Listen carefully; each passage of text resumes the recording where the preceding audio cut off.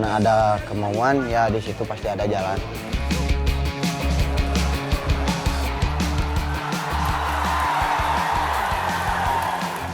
Mau tinju dengan benar, pasti ada jalannya juga buat kita berhenti pakai narkoba.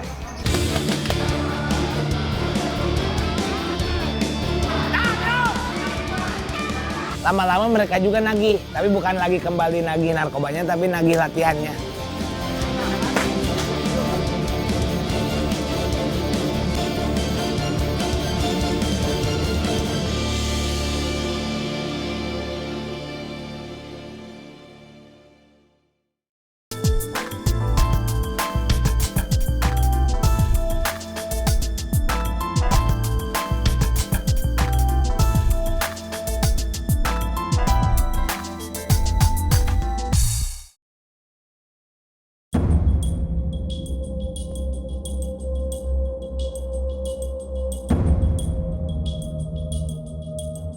Jumlah pengguna narkoba di Indonesia terus mengalami peningkatan dari waktu ke waktu. Data Badan Narkotika Nasional memperkirakan ada sekitar 5,8 juta jiwa pengguna narkoba di tahun 2015. Salah satu resiko yang terjadi dari penggunaan narkotika suntik, salah satunya adalah penularan virus HIV. Hingga saat ini diperkirakan ada lebih dari 13.700 orang di Indonesia yang terinfeksi HIV akibat penggunaan narkotika. Sebagian besar dari mantan pengguna narkoba juga orang dengan HIV positif, seringkali hidup dalam lingkaran stigma. Terpapar diskriminasi, juga dikucilkan masyarakat sekitar. Di Kota Bandung, berdiri sebuah lembaga yang bergerak dalam upaya rehabilitasi mantan pengguna narkoba, juga jadi wadah bagi kaum marginal serta mereka yang hidup dengan HIV positif.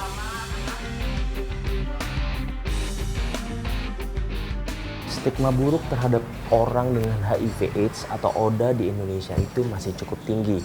Nah, situasi ini tidak akan berubah jika orang dengan HIV/AIDS atau mantan pengguna narkoba tidak mengambil peran dalam menanggulangi masalah ini. Rumah Cemara adalah salah satunya.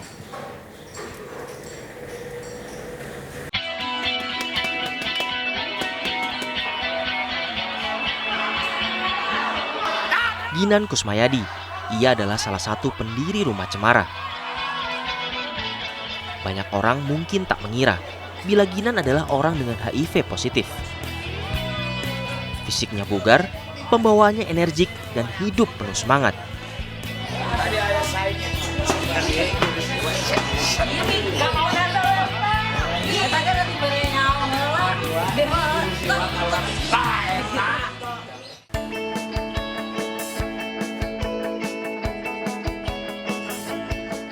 Bersama 4 orang kawan yang juga sesama mantan pengguna narkoba, Ginan mendirikan Rumah Cemara pada tahun 2003 silam.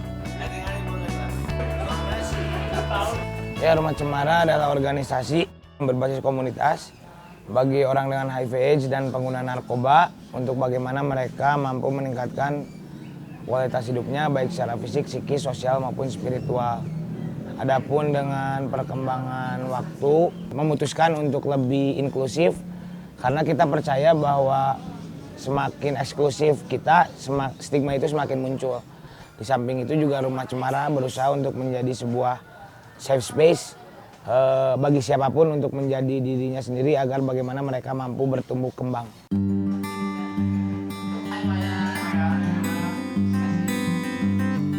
90% staf Rumah Cemara adalah mereka yang punya riwayat pengguna narkoba atau hidup dengan HIV positif.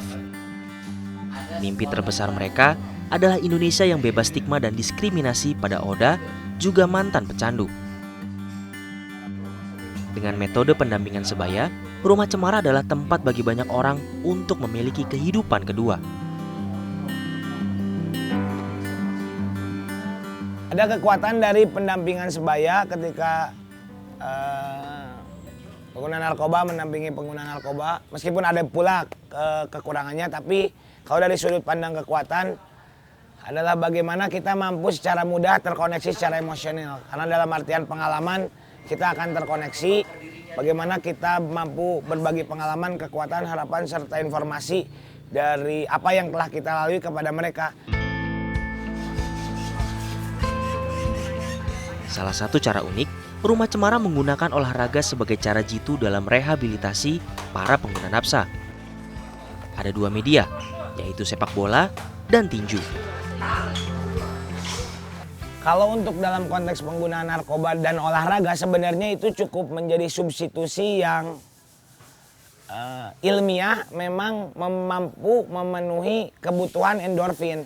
Dalam artian selama ini kita menggunakan narkoba, ada di dalam otak kita itu keluar cairan endorfin yang membuat kita happy, membuat kita menjadi lebih bergairah. Nah itu pun sama ketika kita melakukan latihan berat, misalnya olahraga yang ada kardio di dalamnya, endorfin itu secara otomatis terpenuhi karena olahraga pun menghasilkan endorfin. Sesederhana itu sebenarnya di balik manfaat-manfaat lain di balik olahraga.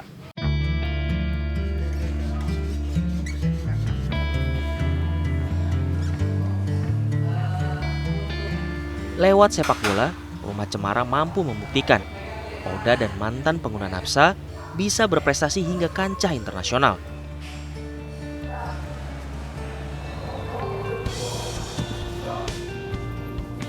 Sejak tahun 2011, tim sepak bola Rumah Cemara selalu mewakili Indonesia di ajang Homeless World Cup. Sebuah turnamen sepak bola bagi kaum termarginalkan.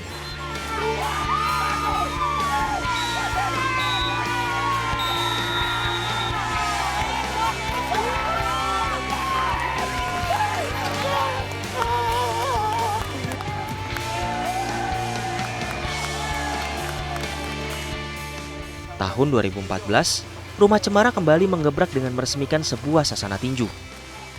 Tujuannya tetap sama, menguatkan mereka yang dianggap marginal, Oda, juga pengguna narkotika.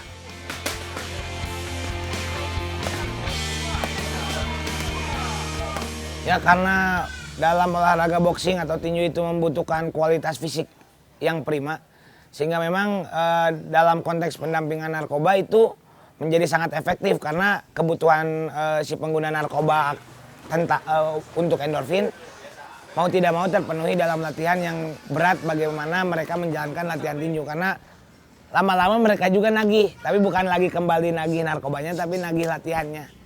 Dan itu secara back practice sudah terbukti bagi teman-teman yang menggunakan mampu berhenti di satu titik atau bahkan mampu mengurangi di satu titik. Itu yang menurut saya perlu diapresiasi.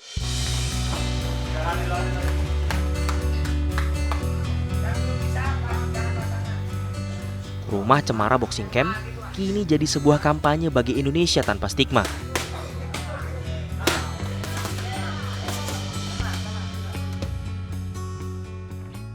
Semua orang dalam hidup mempunyai struggle-nya masing-masing. Tapi stigma di sini adalah bagaimana kita mampu mengeliminir bukan dengan mengubah orang lain, tapi dengan mengubah diri kita sendiri. Nah, Indonesia tanpa stigma digagas agar bagaimana kita mampu mengubah diri kita sendiri, sehingga akhirnya masyarakat secara visual melihat bahwa oh, orang yang dulunya seperti itu, seperti ini, mampu berprestasi, mampu berbuat sesuatu untuk hidupnya dan keluarganya, sehingga stigma itu sedikit demi sedikit akan tereliminasi sendiri.